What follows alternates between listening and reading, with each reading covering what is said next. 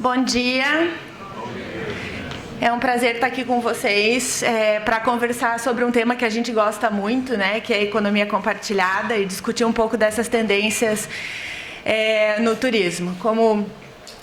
Eu sou a Carolina, da MAPI, a gente é uma consultoria especializada em turismo, gastronomia, hotelaria, e a gente trabalha de forma bem apaixonada nesse setor, né? A gente tem o privilégio de ter aqui alguns de nossos clientes, ex-clientes nessa plateia, e aqueles que já trabalharam com a gente sabem que a gente não costuma... o que eu quero dizer é que eu não vou passar 30 minutos dizendo o quanto a gente é legal, o quanto a nossa indústria está fazendo direitinho, né, e o quanto tudo vai dar certo. Não, a minha ideia é realmente apresentar fatos, dados e bastante conhecimento do quanto a gente tem que se preparar para as transformações que estão aí e que estão vindo, né, e o quanto elas impactam no nosso negócio e o quanto a gente precisa estar plenamente acompanhando tendências. O Alexandre, na apresentação dele, ali ao fazer as considerações sobre multipropriedades, tinha uma frase lá embaixo que eu queria pegar o gancho, que ele falou: o gargalo da multipropriedade é justamente na perspectiva do cliente, né? Então, na captação, retenção e atração. Então, eu acho que talvez um pouco da minha palestra aqui agora seja justamente falar dessa perspectiva do cliente, né? Afinal, é isso que importa, né? Se a gente não tiver para quem vender, o nosso modelo de negócio pode ser incrível, mas se a gente não tiver essa aderência para o público que a gente está vendendo, não faz muito sentido.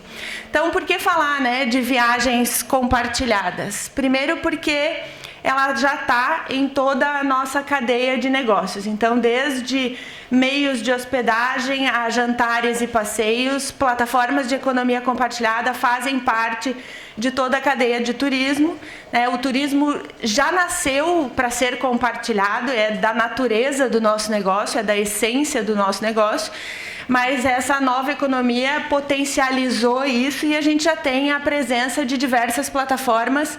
Então aqui a gente vê, né, as plataformas de compartilhamento de apartamentos e de residências, Airbnb, Alugue Temporada, HomeAway, enfim. A gente vê as plataformas de compartilhamento de caronas e de viagens, tipo o BlaBlaCar, o próprio Uber e Lyft, Cabify. A gente vê compartilhamento de barcos, de aeronaves, a gente vê compartilhamento de experiências de jantares, experiências gastronômicas. E então, assim, isso já permeia toda a nossa atividade e a gente monitora as taxas de crescimento dessas plataformas e todas elas crescem acima de 2 dígitos, né, anualmente. Então, elas têm um crescimento bem expressivo. Mas o que a gente tem que entender, né? Primeiro fato que a gente vai tratar aqui hoje: o mundo mudou, né? Então a gente e isso parece óbvio, mas se é tão óbvio assim, por que a gente ainda continua operando num modelo antigo, né? Se o mundo mudou e a gente vive num mundo cada vez mais conectado, digital, abundante, né? Vocês viram ali nas pesquisas que a gente acabou de ter contato, até o final dos anos 90, a gente tinha um número de empreendimentos, seja ele de timeshare, de multi nem existia, né? Mas de timeshare. E aí o crescimento exponencial desse setor depois de 2000 e particularmente depois de 2010. Então você vê que antes o cenário competitivo era agora ele é completamente diferente, né? E tem muito mais concorrência nesse segmento. Isso é verdade para absolutamente tudo, dos canais de TV a cabo ao iogurte que a gente compra no supermercado. Então a gente vive um mundo muito menos estável, né? A gente vive num mundo volátil, instável, complexo, ambíguo, e isso obviamente impacta os nossos negócios. Então a gente sabe, porque a gente sente a gente mesmo enquanto cliente ou enquanto gestor, que esse mundo mudou. Nós somos digitais, vocês estão aí conectados, não tem mais separação de vida on e offline. A gente sente a abundância tanto como consumidor quanto como empreendedor, né? A concorrência aumenta, os níveis de oferta são cada vez maiores, então a gente sente isso, a gente sente tempos de transparência total, em que o consumidor pede cada vez mais posicionamento das empresas, pede que as empresas admitam seus erros, é o consumidor que cria a imagem de marca sobre as empresas, né, criando, e aí a gente tem diversas plataformas para isso, mas não é a gente que conta a nossa história, é o consumidor que vai atrás dela.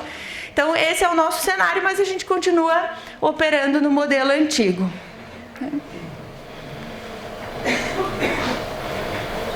Não está mudando. Aí foi, eu pulei dá para voltar, né? Aí. Então a gente está falando de que mudança de modelo, né? A gente está falando de um modelo industrial, um modelo antigo, para o modelo do conhecimento. Então, quando a gente estava falando do modelo industrial, imagina que esse mundo industrial, e desde a Revolução Industrial até o início dos anos 90, a gente viveu neste mundo industrial, né? Quando a gente está falando desse modelo industrial, a gente está falando de estabilidade, a gente está falando de empresas que têm ativo fixo, né, que tem bens móveis, a gente está falando de linha de produção, a gente está falando de gente que faz carreira na mesma empresa, a gente está falando de que o modelo de sucesso era ter um trabalho estável, ter a casa própria e ter uma família com filhos, né? Então esse é o modelo industrial. E aí a gente passa, a partir dos anos 90, né, final dos anos 90, para um modelo de conhecimento. Então, a internet, de certa forma, revolucionou isso, nos deu acesso à informação, ao conhecimento, permitiu que a nossa barra de referência subisse muito, que a gente tivesse muito mais contato com o que tem por aí. O mundo ficou global, então não existiam mais barreiras, né? A gente podia acessar todos os benefícios e ônus e bônus, obviamente, desse mundão disponível. Então, a gente passou a ter a sociedade do conhecimento, onde uma empresa não tinha mais valor pela propriedade que ela tinha, mas sim pelo conhecimento que ela entregava. Então, isso muda radicalmente a dinâmica, muda a forma de valorizar os profissionais, muda a forma de enxergar a carreira, muda aquilo que é valor para as pessoas. Então, é por isso que essa mudança ela foi tão drástica, porque a gente ficou muitos anos no modelo industrial e, de repente, esse mundo mais aberto passou a fazer parte do nosso cenário. E aí, uma pausinha só para tratar dos millennials, né? Todo mundo sabe que eu falo bastante das gerações. Quando a gente fala de millennials, existe um equívoco comum que millennials é tendência, daqui a pouco eles não vão mais ter 24 anos e, portanto, vai passar. Isso não é verdade, millennials é uma geração, né? Então, nós em breve teremos millennials de 40 anos, no futuro nós teremos millennials de 65 anos, né? Millennials são os nascidos a partir de 80, 82 até 2002. Por que a gente fala tanto dessa geração e não fala tanto das outras? A gente fala tanto dessa geração porque essa geração é que virou adulta justamente nessa mudança de modelo, né? Então, essa geração é que criou o modelo do conhecimento, né? É essa geração que rompeu com o paradigma industrial e virou uma sociedade do conhecimento. Então, é essa geração que criou as novas empresas, essa geração que começou a trabalhar de forma colaborativa, essa geração que já encontrou um mundo global e, portanto, muito mais familiar, né? Essa geração encontrou um mundo muito mais próspero, muito mais saudável. Então, é muito mais fácil operar neste mundo. E essa geração encontrou esse modelo de abundância que a gente tem conversado. Então, é por isso que essa geração é tão significativa, porque ela é que representa essa mudança drástica do modelo industrial para o modelo do conhecimento. Mas e as viagens nesse contexto, né? Quando a gente está falando de mudanças no modelo mental e que a gente continua operando com o modelo antigo, é bem importante a gente entender como é que as viagens se configuram, né? Então, imaginem o seguinte: a gente tinha lá nos anos 50, 60, um período pós-guerra, né? Então, a gente saiu de grandes guerras mundiais, a gente vivia período de Guerra Fria, onde o mundo era separado em dois grandes blocos, e viajar nesse contexto, obviamente, não era fácil, né? Você tinha barreiras culturais, porque você não tinha acesso a essa informação, você tinha barreiras reais de visto, de estrutura. Então, o que o viajante internacional dessa época queria? Ele queria padrão, né? É por isso que as redes hoteleiras cresceram tanto nos anos 70, 60, 70, 80, né? Porque um cliente americano que ia para a China, ele queria fazer negócio nesse contexto diverso da realidade dele, mas ele queria se hospedar num lugar familiar. E aí ele ficava num Hilton, num Marriott, enfim, encontrando exatamente aquele padrão que ele encontrava nos Estados Unidos. Então, isso dava segurança, isso dava essa liberdade de viajar com certo conforto. Isso, a partir da sociedade do conhecimento, não é mais verdade, né? Não é o padrão que o viajante quer encontrar. Ele quer encontrar a diferença, né? Ele quer encontrar a personalidade local. Ele não quer acordar e não saber onde ele está. Ele quer acordar e viver a personalidade local. Então, há essa mudança drástica de um modelo de viagem industrial, em que o padrão era respeitado e valorizado, para um modelo em que a personalidade e a autenticidade é respeitada e valorizada. O timeshare, ele nasce mais ou menos nos anos 50, 60 ali também, nesse cenário. Então, era muito difícil viajar a lazer internacionalmente. Então, você poder comprar um programa de timeshare que facilitasse a tua vida, né? Que fizesse com que você se sentisse confortável em intercambiar e que te desse acesso de forma muito mais fácil a novos lugares, com essa familiaridade, com essa segurança, fazia todo sentido. Esse produto hoje tem que ser repensado, né? Porque hoje não é a familiaridade que as pessoas estão buscando, elas estão buscando o exótico, elas estão buscando a outra coisa. Todos nós somos digitais, em maior ou menor nível. Todos nós já fizemos uma consulta na Booking, na Decolar, em qualquer uma dessas agências online. Então, viajar não é algo difícil, que precisa ser intermediado por alguém. Você tem acesso ao universo de viagens com poucos cliques. Então, essa familiaridade já não é mais uma realidade nessa sociedade do conhecimento, né? Então, as viagens, nesse contexto de conhecimento, elas são inovadoras, autênticas, personalizadas. O mundo digital é muito mais fácil de pesquisar, comparar, comprar, né? Hoje, a gente representa na América Latina uma empresa que é a autoridade mundial em pesquisas em turismo, que chama Phocuswright. E a gente acabou de a gente acabou de terminar o estudo, não está nem publicado ainda, mas uma a cada 2 viagens no Brasil hoje já é feita digitalmente, né? Então, assim, não existe mais turismo on e offline, existe turismo, né? Metade dele já acontece digitalmente. Então, a gente esperava que isso fosse acontecer em 2020 e não, já aconteceu esse ano. Então, o nosso cliente, o cliente de timeshare, o cliente de multipropriedade, é esse cara digital, que procura a promoção na Decolar, né? E que compara, enquanto ele está na sala de venda, se aquele preço que você está oferecendo faz sentido, né? Ele acessa na hora ali. Então, essa é a nossa realidade. Então, o que era valor no modelo de viagem industrial não é mais valor no modelo de viagem do conhecimento. Obrigada. Obrigada. Então, as viagens compartilhadas nada mais são do que viagens desse modelo do conhecimento, né? Então, essas plataformas, elas vieram entregar uma conexão com essa nova realidade. Então, aqui a gente realizou uma pesquisa com 5.828 respondentes de todo o Brasil. Essa pesquisa é bastante ampla, né? Ela tem representantes de todas as idades, de todos os estados, e tem nessa base membros de programas de timeshare ou multipropriedade, né?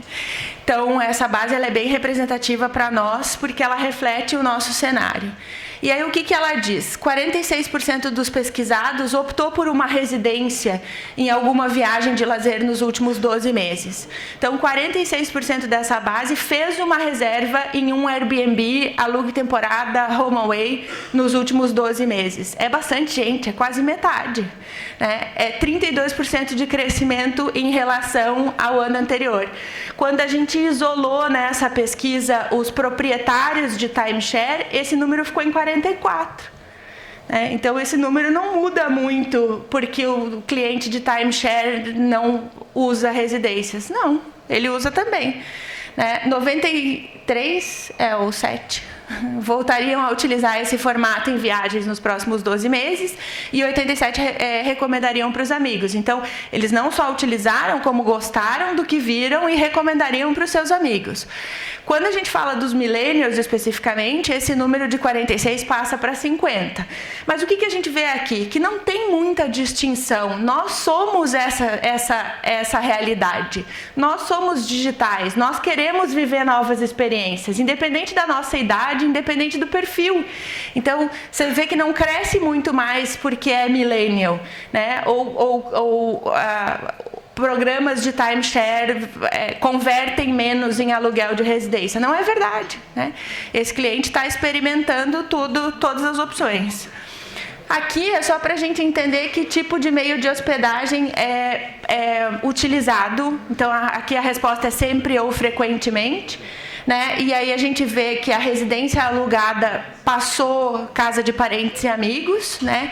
Residência alugada ali está em 37%. A preferência maior continua sendo hotéis confortáveis e muito confortáveis, né? Então, mid-scale, upper mid-scale. E eu acho que o que interessa bastante a vocês aqui é que o número de clientes que usou resorts é menor do que o número de clientes que usou residências alugadas, né? E isso nós estamos falando da base total, independente da idade e com clientes de timeshare, tá?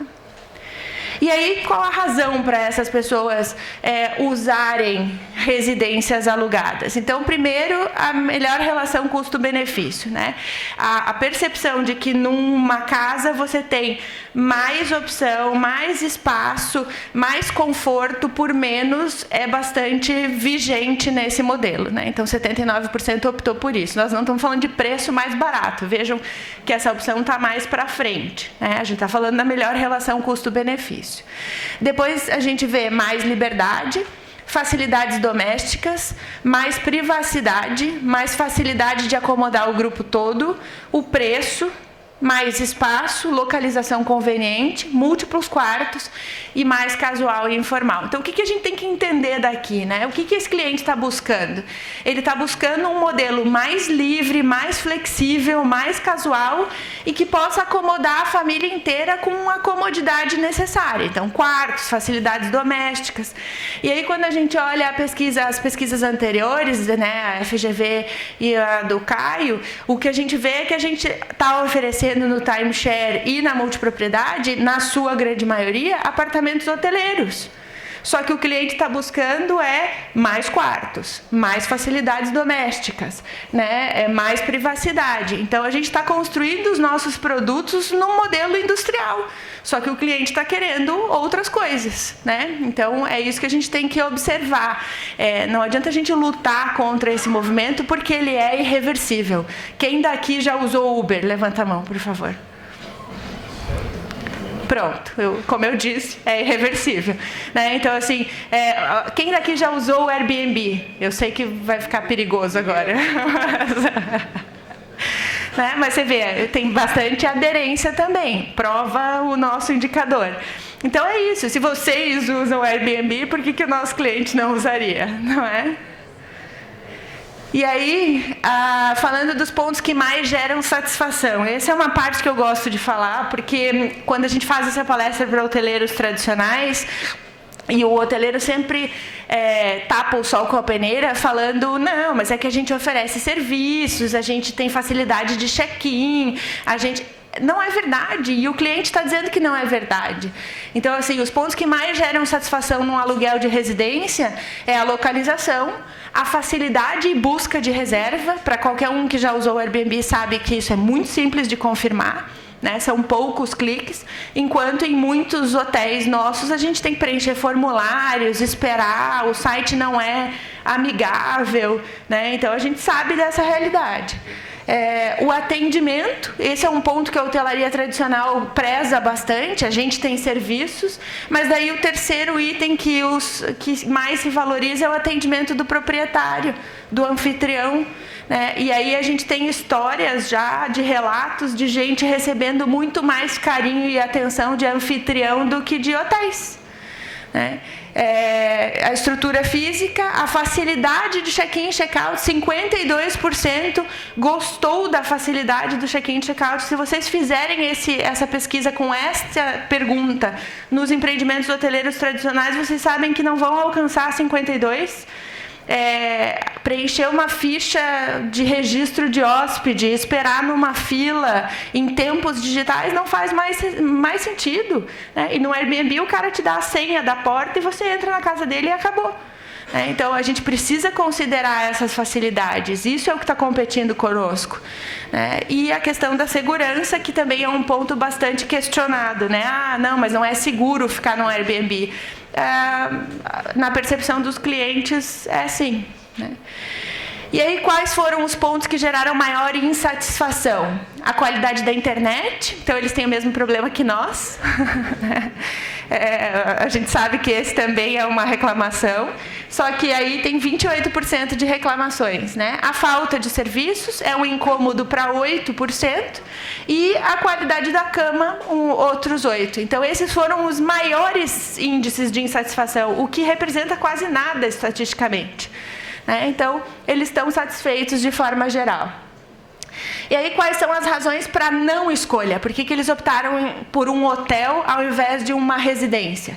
A preferência por opções com serviços agregados, pela segurança de um meio de hospedagem tradicional, por meios de hospedagens mais tradicionais e pela preferência em redes conhecidas. Então, a força da rede é de 22% nesse caso, né? Mas ainda a gente tem um perfil de clientes mais tradicional que valoriza ficar num meio de hospedagem mais confortável. Tá? E aí, sobre as plataformas, quais as plataformas mais utilizadas? Então, o Uber aparece disparadamente em primeiro lugar, depois o Airbnb, o Cabify, o Alugue Temporada, que é o HomeAway no Brasil, né? Aí o HomeAway, e aí outras plataformas, e o próprio Airbnb aparece de novo com 3% com as suas experiências, não só com as suas residências. Então, o que a gente vê, e aqui, finalmente, ele comprova o tráfego, né? Então, o número de usuários em sites. Então, em vermelho são as OTAs, são as agências online, então elas que geram o maior volume, né? Em laranja são as plataformas de aluguel de residências, principalmente Airbnb e HomeAway. Em verde são as meta searches, tipo Trivago, Kayak. E em azul são todas as redes hoteleiras combinadas. Então, isso significa que o nosso cliente está vindo das OTAs e que, em alguns períodos, as plataformas de aluguel de residência sobrepassam a busca por hotéis, né? E aí, esse é o número de downloads acumulados de aplicativo, né? O Airbnb e todas as redes hoteleiras combinadas. Então, se isso não é uma realidade, eu não sei o que é, né? A gente certamente está sendo impactado por este novo modelo. E aí, o que a gente precisa fazer? Bom, vamos olhar para esse modelo e vamos entender o que o cliente está dizendo. E aí eu tenho certeza, porque eu já escutei isso de muitos de vocês, mas está fácil, né? A gente é da indústria do tempo compartilhado, a gente já nasceu para compartilhar. Então, a gente super se encaixa nessa tendência. Mais ou menos, né? Vejam que esse é um estudo do dia 11 de junho, né? E ele diz que, basicamente, o timeshare fracassou ao considerar ou ao evoluir contra o crescimento do Airbnb. Esse estudo diz que a gente tem 20 milhões de famílias no mundo do timeshare. É uma indústria que movimenta 14 bilhões, né, mundialmente. E 69% dos entrevistados, que são resorts e membros que têm programas de timeshare, acreditam que o timeshare está diminuindo. Então, isso é um estudo recente do dia 11 de junho. E aí eu volto para isso, né?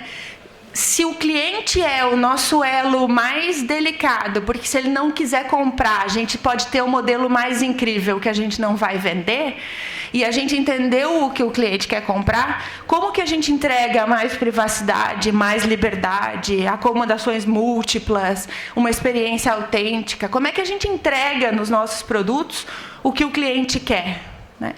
E aí, fazendo um destaque que, para mim, são alguns dos pontos fundamentais e que eu acho que é o que requer maior reflexão. Em primeiro lugar, a flexibilidade, né? O cliente de hoje tem abundância de opções. Ele pode escolher, tem viagens last minute, elas são pagas em 24 vezes, ele compara com o preço da sala. Então, assim, flexibilidade num produto de timeshare não são pontos, ao invés de semanas. Flexibilidade num programa de timeshare é vender a viagem que o cliente quer comprar. Se ele quiser ficar no seu hotel, ótimo.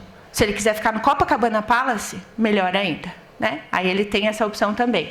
Então, a flexibilidade é revolucionar a maneira como as pessoas viajam, dando a elas o poder de escolha, né? E aí a gente sabe quantas reclamações a gente tem, porque o cliente não consegue confirmar na semana que ele queria, ele não consegue confirmar no hotel que ele queria, ele não consegue confirmar com as características que ele queria. Então, flexibilidade não é um programa de pontos. Flexibilidade é dar empoderamento ao cliente e fazer com que ele possa escolher as suas férias, né?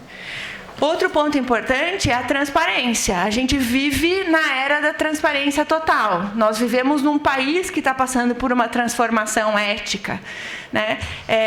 O cliente, ele hoje vai buscar informação antes de fazer uma aquisição. Ele vai buscar informação no TripAdvisor, na Booking, no Reclame Aqui, nos sites e blogs de confiança, né? E aí, quando a gente vê uma indústria com 33% de cancelamento ali, né, usando aquele dado, algo de transparência está faltando, né? Porque para esse número de clientes se arrependerem da compra, é porque alguma coisa não está clara no processo. Então, com exceção daqueles, obviamente, que não tiveram nenhum cancelamento, que é a mais absoluta verdade, né? Então, assim, com exceção daqueles que não tiveram 0 de cancelamentos, que são bem transparentes, inclusive na resposta da pesquisa, com exceção desses, a gente tem alguma coisa no nosso processo de vendas que não está claro, né? E aí, quando a gente olha para cenários assim, e eu sei que a gente vai ter um painel específico sobre isso, mas se vocês procurarem qualquer empreendimento de vocês no Reclame Aqui, vocês primeiro encontram isso: arrependimento no contrato, propaganda enganosa, estragaram férias maravilhosas. Isso não condiz com a transparência dos tempos de hoje, né? Então, é possível criar um produto de timeshare que seja flexível e transparente? Absolutamente, né? Está nas nossas mãos. E aí, uma coisa que eu fiquei que me chamou muita curiosidade quando eu estive na última vez nos Estados Unidos, a quantidade de propagandas na TV de escritórios de advocacia especializados em reversão de timeshare, né? Como esse, por exemplo. Então, assim, se você acha que você pode ter uma compensação para cancelar o seu timeshare, pergunte-nos como, né? A gente sabe como conseguir isso para você. Então, como essa empresa tem zilhares nos Estados Unidos, porque lá, como título, né, os filhos não têm mais interesse de permanecer nesse modelo, e aí tem timeshare à venda no eBay por $1 para o cara se livrar daquela opção, né? Então, esse é um pouco do nosso cenário de transparência. E, finalmente, o uso do tempo e a digitalização. A gente está cada vez mais digital e a gente sabe que o nosso recurso mais importante é o tempo. Nós sabemos que a gente decide com carinho o que a gente faz com o nosso tempo. Cada vez menos os nossos clientes terão interesse em passar 2, 3 horas nas nossas salas de vendas em troca de um brinde. Né? A gente vai ter que cada vez mais criar experiências, criar razão real para esse cliente entrar na sala. A forma como a gente capta hoje está sendo degradada não pela gente, pelas aquelas meninas que entregam um panfleto de revista nos aeroportos. Né? Então todo mundo já foi abordado por elas e sabe o quanto isso é inconveniente. Por que com o nosso captador seria diferente? Então a gente tem que revolucionar a maneira como a gente capta e trata o cliente na sala de vendas, porque este modelo certamente não atrai mais, não atrai a gente. Por que atrairia os nossos clientes? Então a gente tem que repensar sim esse modelo para que ele seja com um tempo muito mais otimizado e muito mais digital. Né? Então, a minha provocação é essa. Está na hora da gente repensar o modelo. Né? Se nós não nos encaixamos nesse perfil, por que a gente acha que os nossos clientes se encaixariam nesse perfil? Por que a gente acha que o cliente é diferente da gente?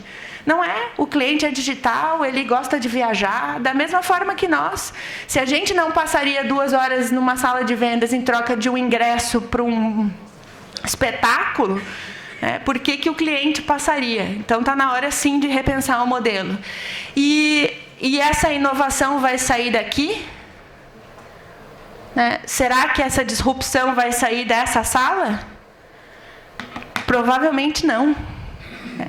Provavelmente não, porque quando a gente atua numa indústria, a gente fica míope. E a gente continua vendo os números em crescimento. E a gente continua acreditando nesses números. É verdade, eles continuam crescendo. Mas e a curva de vida de um produto? A gente está observando as tendências, está entendendo que os novos clientes não querem comprar o que a gente tem para vender. E aí o Airbnb está lançando um programa co-criado que ele é o melhor programa de viagens para associados do mundo. Né? Estamos desenvolvendo o melhor programa de viagens para associados do mundo, pensando em você, incluindo experiências únicas e as regalias que mais lhe interessam. E isso está sendo construído por eles. Será que esse não é o futuro do timeshare? Será que a gente não vai ser atropelado por uma próxima grande coisa? Então, a gente tem que repensar esse modelo e a gente tem que controlar essa experiência. E eu não falei de multipropriedade, né? Mas falei sim, porque tudo isso que eu falei serve também para multipropriedade. Mas falando de futuro e de tendências, falando de multipropriedade, a próxima geração perguntaria: o que é mesmo propriedade? É uma geração que troca a experiência, que não trocaria jamais a experiência pela posse. É uma geração que, ao fazer 18 anos, não vê nenhum sentido em ter um carro, né, como a gente tinha nas gerações anteriores. É uma geração que não vê sentido em comprar um imóvel de primeira residência, quem dirá um de segunda. Então, a gente precisa sim repensar o nosso modelo. Se a gente quer que a DitShare 2050 exista, está nas nossas mãos a provocação e o objetivo de fazer esse modelo evoluir. Então, é isso. Eu sei que foi intenso, mas era esse o objetivo, né? Era provocá-los. É isso que a gente faz e a gente quer ajudar a construir essa solução, porque não faz sentido para essa indústria tão nobre como a nossa ser impactada negativamente por modelos que não conversam com o cliente. Então, está na nossa mão a gente revolucionar esse modelo. Obrigada.